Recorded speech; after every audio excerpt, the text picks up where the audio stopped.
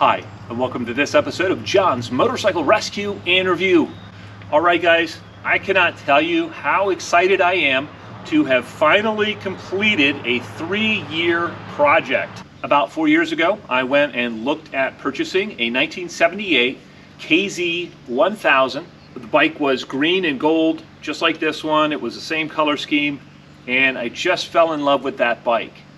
I ended up not buying that particular bike. That bike needed a full frame-off restoration, and even though it looked good in the pics and looked better in the video than it actually did in real life, it was priced as if it was in really nice shape. So I didn't end up buying that one.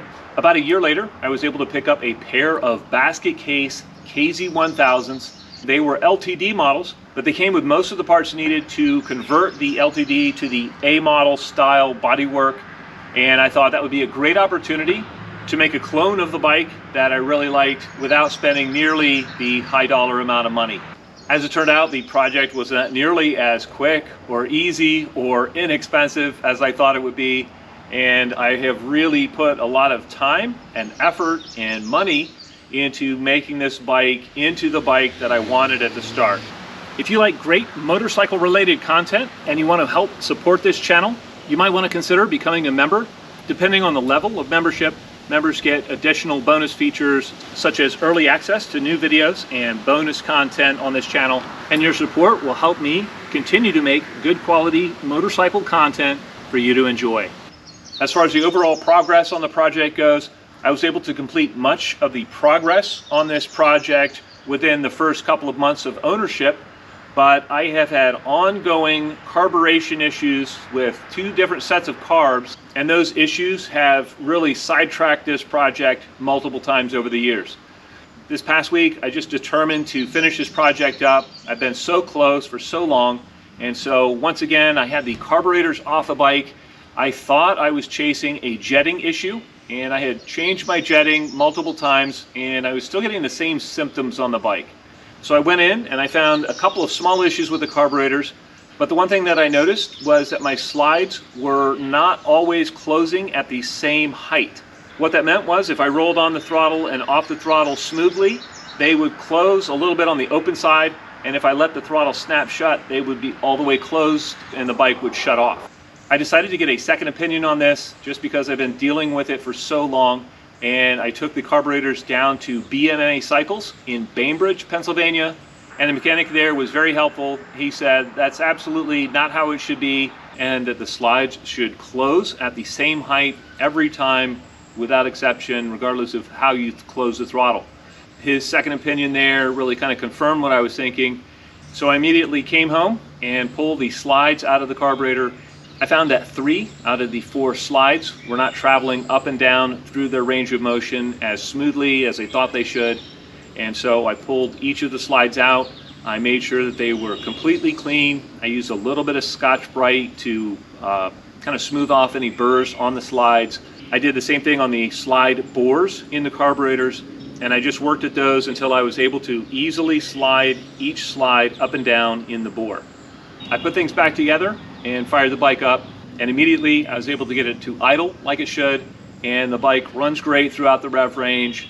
I'm super happy that the bike is running as it should, because getting this bike to run smoothly and idle smoothly and operate throughout its temp range and the rev range without any hiccups has been an issue that has driven me crazy for several years. Once the carburation was fully sorted out, I was able to go through and complete all of my minor little things that I had to do to completely finish up the project. Some of my planned future content for this bike include a full ride review of it, where I'll go over the history of the KZ1000, I'll get the specs on the bike, and then we'll take it out on the road to see what it's like to ride. So you definitely want to stay tuned for that video. I think that's going to be a really fun one. I also plan on doing several classic bike back-to-back comparisons with other classic bikes that I have in the garage, and I think those will be really fun videos as well.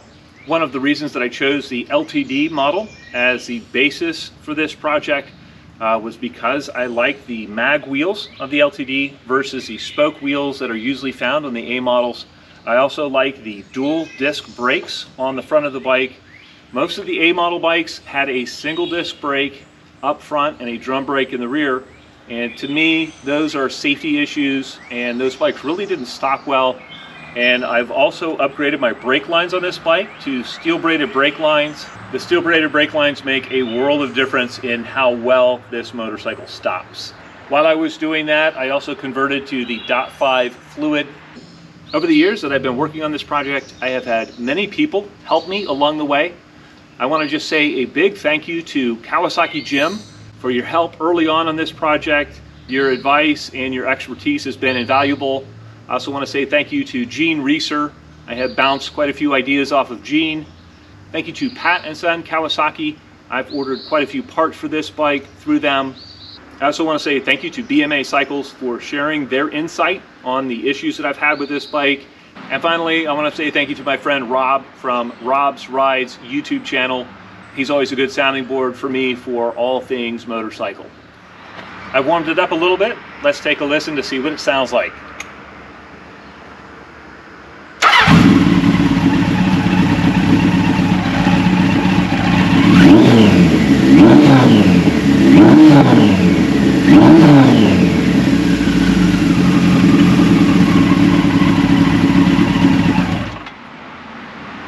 Awesome.